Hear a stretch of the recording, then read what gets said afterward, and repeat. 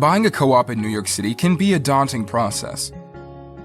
Co-ops are notorious for their grueling board application process and stricter rules compared to condos. The main benefit of co-ops is that they're usually 10 to 40% less expensive than condos in New York City. So, what are the first steps to buying a co-op in New York City? The first thing you should do before you begin your apartment search is to do thorough research on everything related to buying a co-op in New York City. Here are some topics which you should familiarize yourself with. Buyer closing costs. Board application process.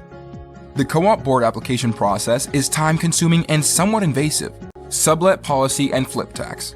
Co-ops in New York City typically have restrictions on subletting.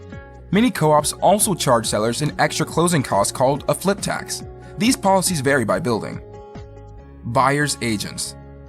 Have you researched the role of buyer's agents? Are you aware that you can save money on your purchase by requesting a buyer agent commission rebate? Working with an experienced buyer's agent can increase your chances of a successful deal. So, what happens when you find an apartment and want to make an offer? You'll typically be asked to provide the following items when submitting an offer to a co-op in New York City. Offer price, percentage down, and targeted closing date. Any contingencies, such as a mortgage or Hubbard contingency. Completed REBNY financial statement. Pre-approval letter if you're financing. Attorney contact information.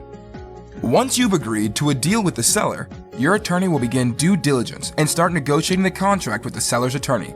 New York City's co-op real estate market is complex, and we've barely scratched the surface on the topics you should familiarize yourself with.